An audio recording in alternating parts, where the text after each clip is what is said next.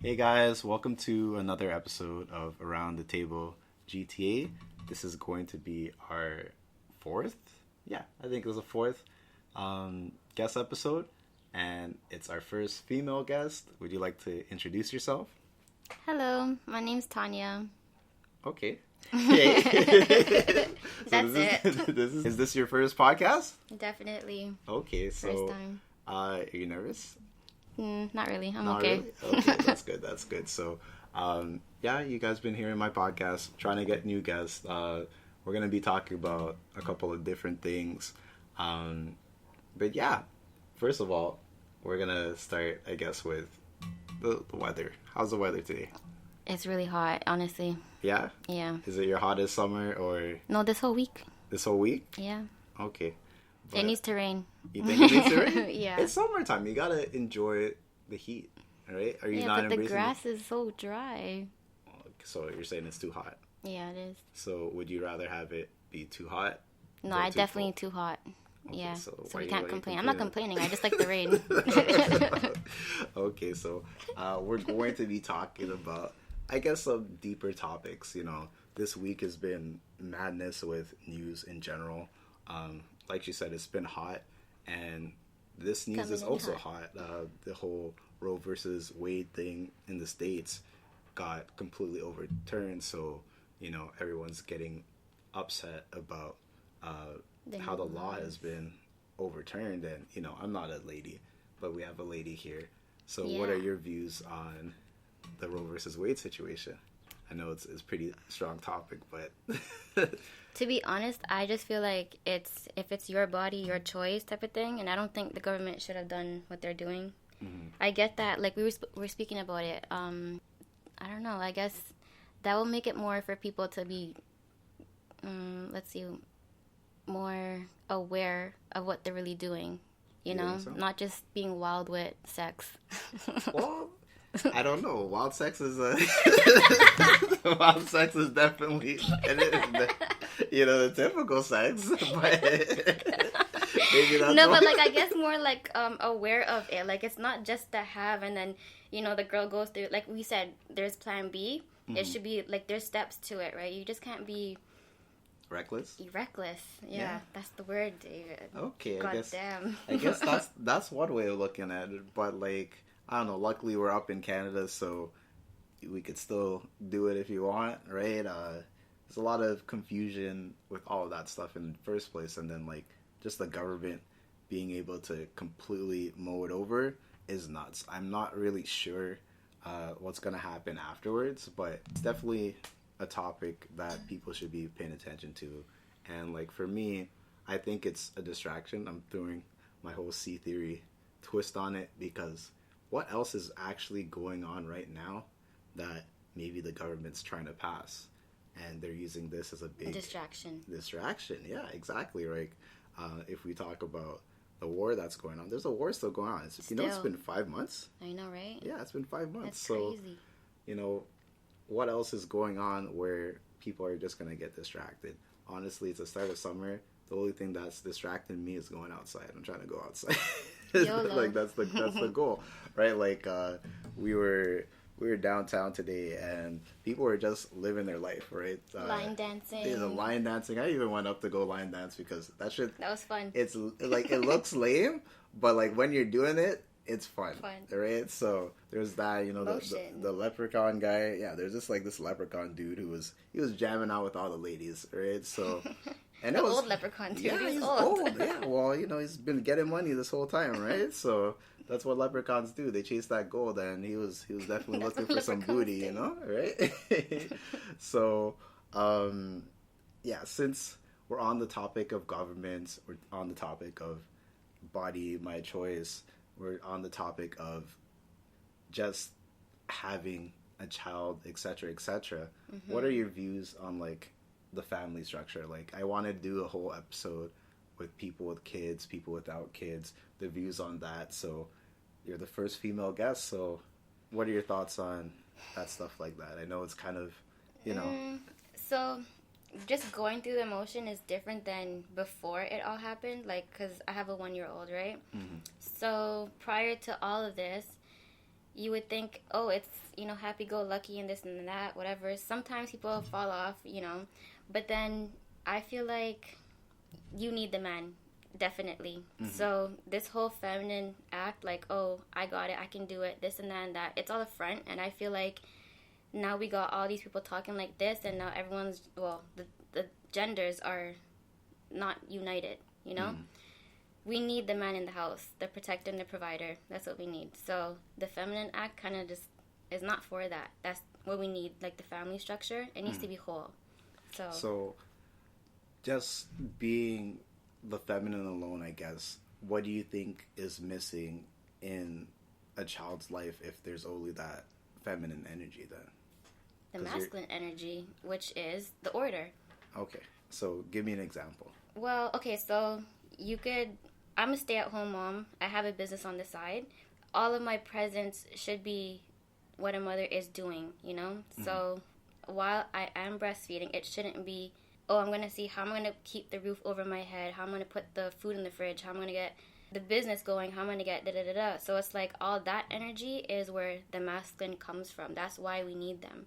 Mm-hmm. So instead of putting all that pressure on the woman, not saying that it's intentional, but it has become, a standard that we all see. Like, okay, so some people's families have been raised with single moms, mm-hmm. so then they grow up to believe they cannot rely on a man. So then you start to do everything on your own. But mm-hmm. then when you do that, who do you think you rely on at the end of the day if you don't have like a business on the side, mm-hmm. which would be the government?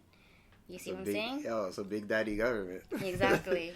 Okay, so you think the government's kind of pushed their support onto women, kind of, I don't know, I'm not trying to throw words into your mouth, but they're kind of trying to replace a potential father figure. Is that where Definitely. You think? Which is the breadwinner shouldn't be the government. Okay, I understand. Should be daddy. Where you're coming from. So, like, yeah, for me, I came from like a mixed family, so my parents were together for a good portion of my life, and then afterwards they split off. So I had a single mother home, and there was a lot of pressure put on me just because I was the man, right? And there was a lot of responsibilities that I had to deal with, especially helping raise my sister. It kind of made things a little bit more complicated, and I wouldn't say I hasn't fully grown as a man, but I think what I had to do at such an early age kind of like forced me to be a little bit too responsible. So mature early. Exactly. So sometimes I'm a fun time, but sometimes I feel like I'm too serious. Like there was this one time I was out with my friends, and then they just did something. It's like me, a bunch of girls, and some guys just did something, and I just like scolded them. Right? Yeah. It's like, what are you doing? Daddy and you. Right? It's just like, you're acting like a dad, right? It's just like, that's what she told me, and it was just like, it's just being responsible and having to tell people what to do, because like in my culture, if there's no other man, you're the man in the house, right? So exactly. Like when I come home, if things are out of place, I tell my mom what to do, I tell my sister what to do, then they're supposed to listen to me, right? And being really young, like I was like 12 and a half when my parents split, mm-hmm. having that responsibility, even having that power, I guess, right? To just tell everybody what to do, it kind of it changes you, right? And I'm not saying that I was over the top, because it took me a while to even be comfortable being like, why is there no food? Right? Yeah. Go make some food, right? And I'm hungry. this sounds very like sexist and everything too. People are like, wait, you tell your mom to go cook? Yeah, I tell my mom to go cook. I'm hungry. And it's crazy because like it's like you're going to work this and you're tired, and everybody in the house, because like it's the same dynamic, because my sister grew up in this house, right? And I didn't want to be like overly masculine, because it's like, I'm not your dad. I'm not your husband. I'm your son. I'm your brother. Exactly. Right? So there's only so much that I would do or push to do. And then, kids, they'll run to another parent to finally get their way. So that changed the dynamic with my sister, where she tries to be a little bit more masculine. And this is how the system kind of like ruins things. A marriage, a companionship, a relationship, it's supposed to be two opposite ends coming together and forming one, right? Like if you want to go Bible version, when a man and a woman gets married, they become one person. United, yeah. You're one person now. It's not me and you. It's us. Exactly. It's we, right? So a lot of people in this day and age, I believe so anyways, that they're always thinking about, like, what about me? A relationship isn't 50-50. A relationship isn't 20-80. It's a relationship isn't 60-40. It's 100-100, right? Some days you're going to give 20% and the other person's going to do 80%. It's never going to be a balanced act. You just try to make it work. And I think that's something that's missing in today's age, just because there's so many things that push us to try to be independent. But being independent is only good for certain things, right? Yes. And I don't know about you. I think guys are more in tune being lonely or being alone than women are. I don't know. What are your thoughts on that? So, like, I think a guy could deal with being lonely longer than a woman could be alone. Yes. What do you think? I know it's a strong statement, but I have the opposite energy in the room, so I want to. To me, I believe it was the opposite. You think so? Yeah. You think women could last longer could be alone, yes, than a man. Because I feel like, well, for me at least, okay, I don't really, yes, it's nice to have that companionship, but my situation's almost like yours. I grew up almost your way, but I'm a female, So I know how to do a lot of things that a guy's supposed to do. Like I can change my car oil, my tire, and then put up a cabinet, this, that, whatever. Mm-hmm. So I feel like I don't need, I used to believe I don't need to rely on that, but it's nice to just have a guy do that, But because I can do it, and if I'd rather do it myself, right? Mm-hmm. But, yeah, I think that we can, as a female, we can last longer alone than a man does.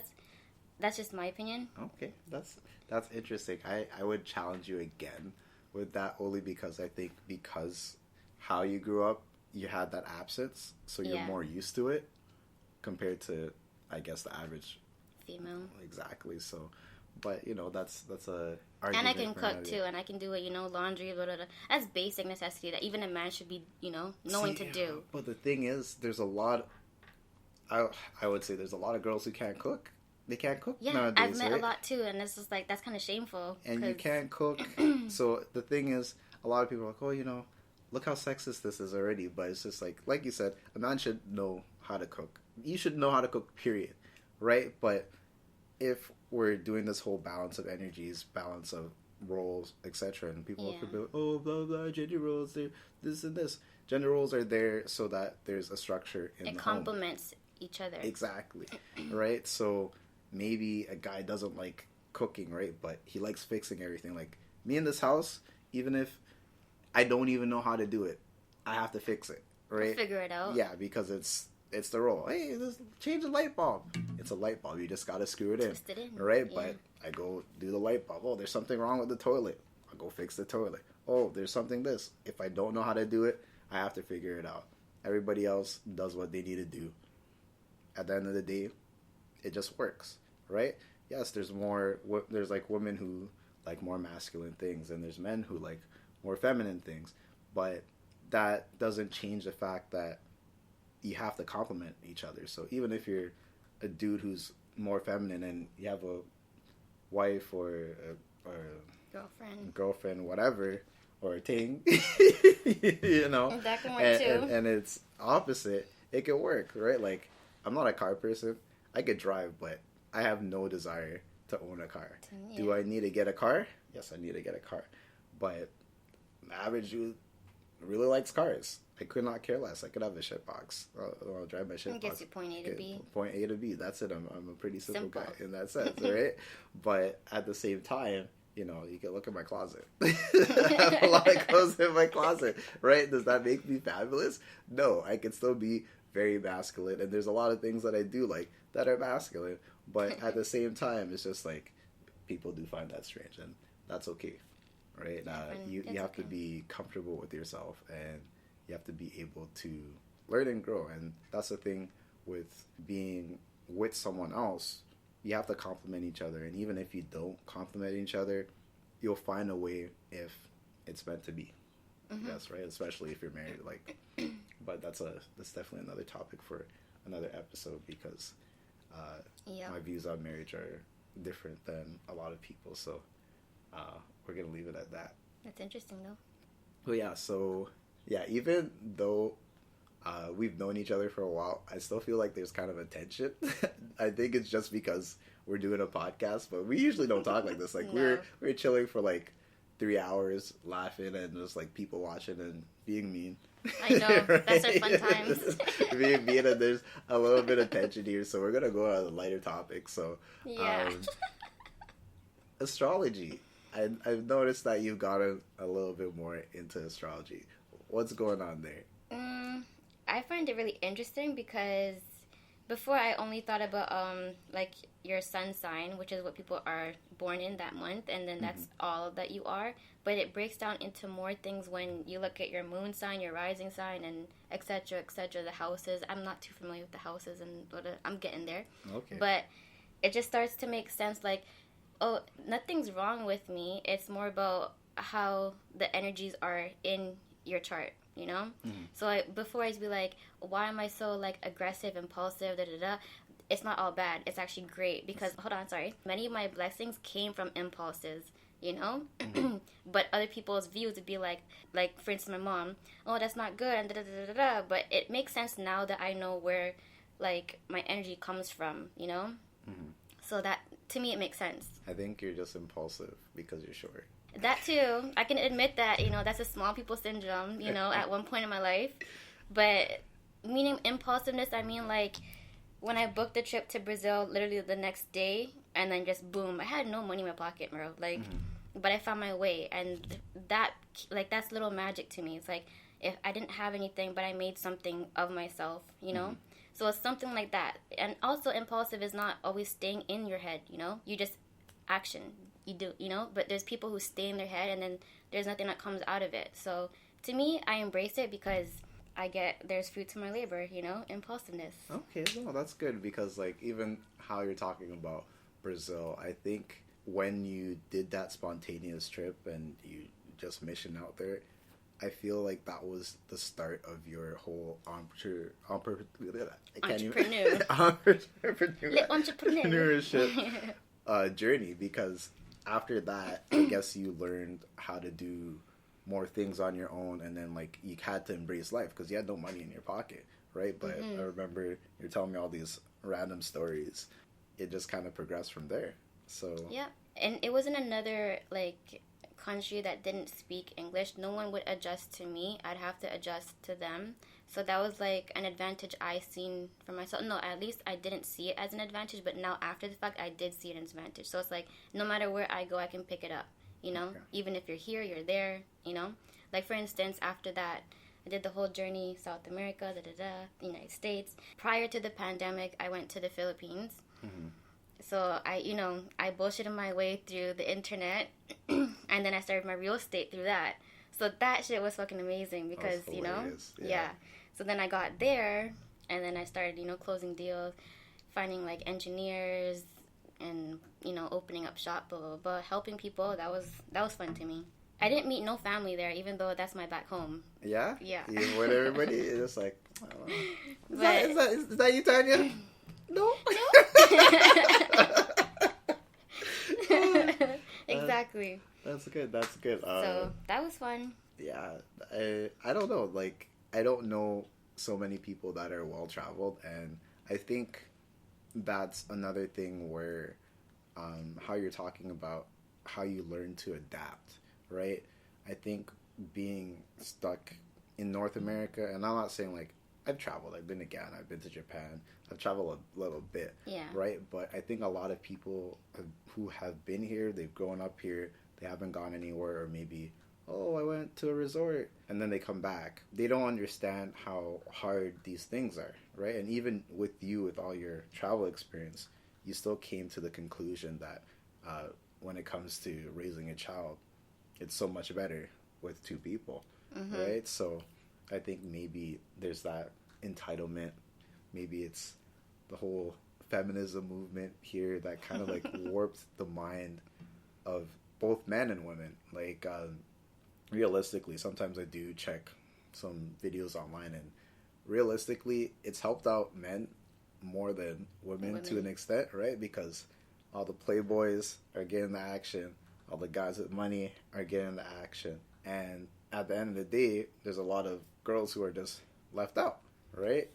And I think the whole goal for things is like a lot of guys don't want to get married, but they fall in love. I think more women want to get married than men. I don't know. Is that am I wrong on that? No, but because you're always this is the majority. Whenever I speak to men, they always say that, like, and then they blame it on the feminine act because you know, nobody wants to come into a marriage. But sometimes people's mindsets come into it different. Like, they don't put all of it in one thing. So it's like they expect a divorce to happen down the line. And divorce for a man, it doesn't work out in no type of favor for you. You know? It's a life sentence. Regardless of what you're making, what the baby even needs, what the child needs, it don't matter. It's what you're making. And then, you know? So financially, I can see why some guys are scared of that. But then again, you have to read energy too. And I get that when you guys do have kids, things turn different. You know, it's really, really different than before kids. You're talking about read energy, but the thing is, there's a myth about when you meet a girl. So the girl that you meet is different than the girl that you marry. The girl that you marry is different than the girl you had before kids. That is true. That's 100% true. Right? Because when you get married, things change. When you have a kid, like, sometimes women are completely different. Like, I have a friend who, after her first kid, she lost a ton of weight, and like she's super thin, but she was a big girl for a majority of her life. So like, imagine if the guy she got with like big girls, right? And then the other kid, and you know, what she's a twink, and she can't get weight no more, right? So it's a completely different girl, but that's just physically. But I'm talking about like mentally and everything too, because like just the bond with your child. I think we all evolve though, you know? So like as you grow in your life, you're not just who you are and that's it, you know? So there's depths to you, you know? So there's levels to it. My friend. Yes, no, it's okay. You can use my Gumby. It's okay. People drop the Gumby. My friend. You know what I'm saying? So it's like you evolve. So it's like you remember me from high school, and I'm not always the same. I mean, we still have like the common, you know, the core. Yeah, the kind core. Of like our science. But then exactly, and then so you just evolve through it. There's depths to each stages of you, you know. So each time you grow, you have to mourn the past self of you. We all grow. So it's like, you know how some people have relationships from high school, and then when you come before your 30s, it disintegrates. Our mind isn't the same, you know. The attraction isn't always going to be the same. You grow as a person, you know what I'm saying? Yeah. So I think that's another reason to it too. And then menopause hits. Yeah, see, she gets the menopause, right? And it's either she super horny now, or she doesn't want to touch you anymore, right? So I don't know. I think guys for the most part are pretty much the same. I'm not saying that we don't grow, we don't change, but from the men that I know, if they like video games before, they still like pretty much like video games, but maybe it's died down a little bit, but not a big dramatic change like some ladies that I know where it's like, oh, I'm into hiking now. It's just like, huh? You never used to hike. Yeah, you're like, I like this. I like that. What?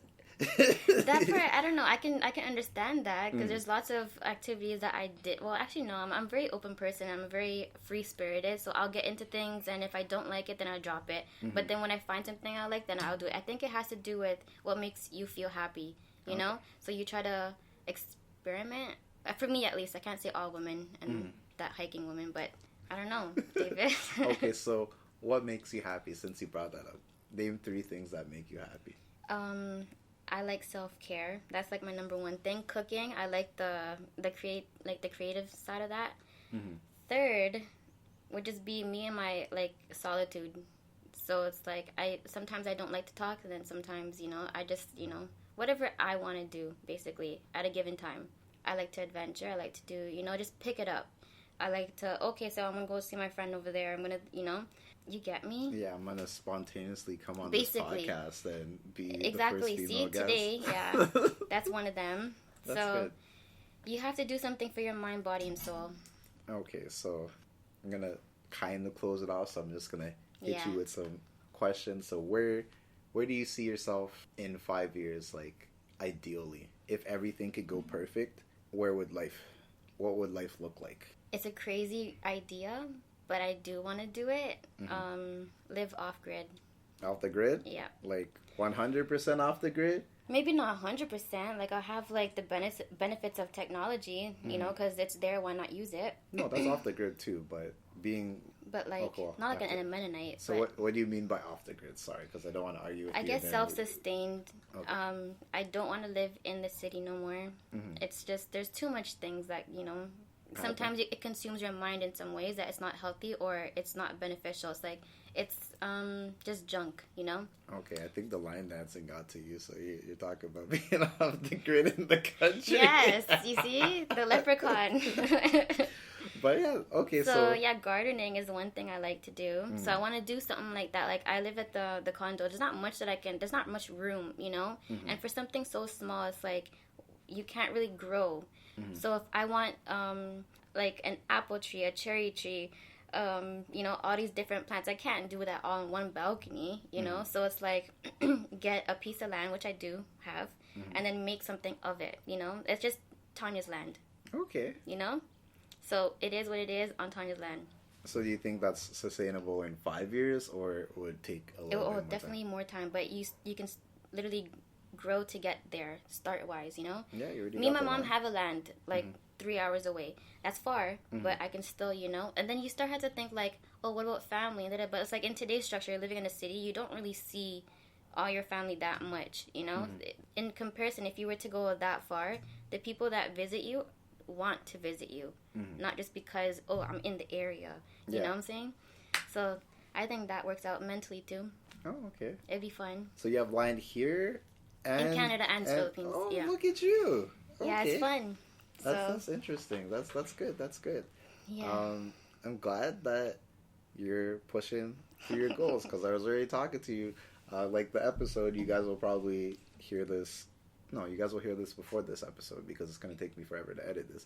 But I was talking about, are you surviving or are you living life? So that's the question. Are you surviving or are you living life? I'm doing both. I know you can't say that, but I know when to pick. There's a time and place for things. I know when to pick each one, because right now it's just me and my son. So the surviving part, I have to, you know, do that. Living life, I do that on the weekends. You're living life. Well, so at least you're still living life, right? Because just how you're talking about the whole city, a lot of things are very robotic. Like, we were talking about Brampton hate earlier, right? And, you know, we did something that was free and fun and pretty entertaining, and it was in Brampton. Yeah. Right? So close, too. Exactly. So I think a big thing, too, is that when you live in a city, you don't really explore your city, right?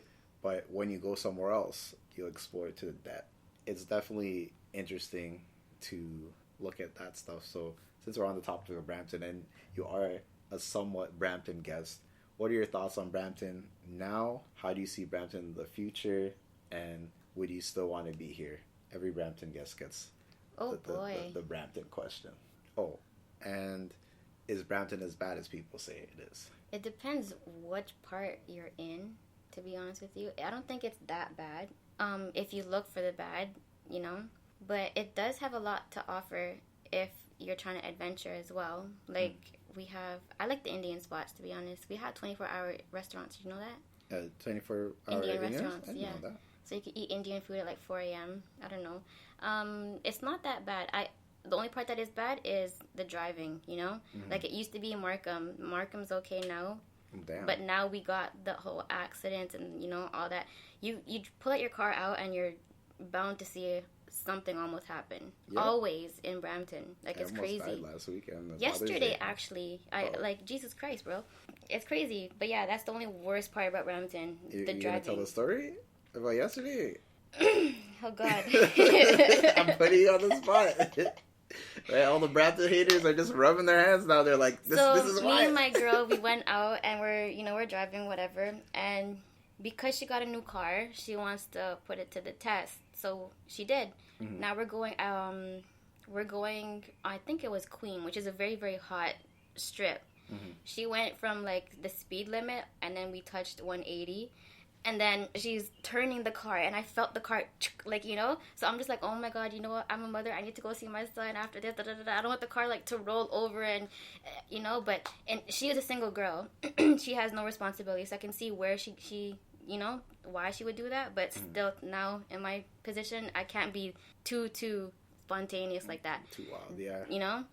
So, yeah. Something's counting on me. Okay, so it's just Brampton things. You guys can hashtag this timestamp hashtag Brampton. So, all right, yeah, you dodged all the other questions, but that's fine. So, where's Brampton in 5 years? I think it would be bad. You think it's gonna be worse? Yeah, worse. Better than worse? Definitely worse. I feel.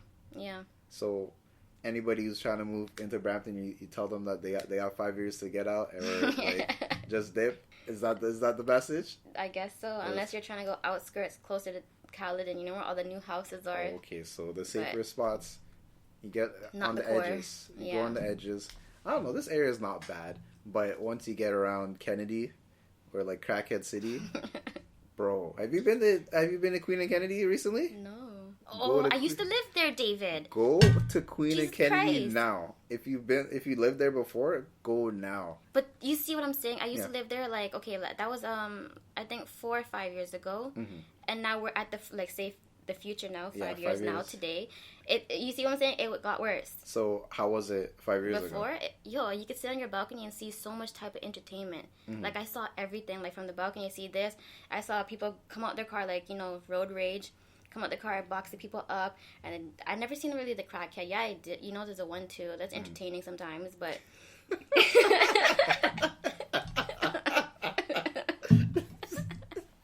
instigate it too. Why not, right? But give your crackhead friend a beer, and why not the other one? Oh my God, now they're fighting. Oh no! But yeah, it will definitely get worse, David. I feel like you think it's worse. Yeah, if you go to Queen and Kennedy right now, it's a wild any time of the day. Like, you know, the 24-hour Indian Sunnies? spots you're saying, right? It's 24-hour crackheads. Any time of the day you go there, there's someone asking you for money or doing something shady or arguing about something. It's wild. It's wild. It's wild. But you know what? We don't want to end off in a negative note. Hopefully you guys have a nice weekend. I don't know when part 2 of this will happen, but I'm glad that you came through. You got any final words before we end this episode? Yeah, it was great being here with you, David. It was great seeing you after so long. It was well needed, to be honest. Your energy is really good, so... See, guys, I might be ranting on IG, but I am full of positive energy. So you guys might think I'm just hating. I'm not hating. He's not a mean Sag. I cannot 100% agree with that, but it is what it is. So, yeah, maybe next time we'll have lighter topics. Maybe next time we'll have deeper topics. Who knows? Maybe next time we'll talk about the C theories. You already guys know what that stands for. But anyways, hopefully you guys have a nice weekend or weekday. Enjoy it. Wherever or whatever time that you're hearing this. And we'll catch you guys later. Ciao.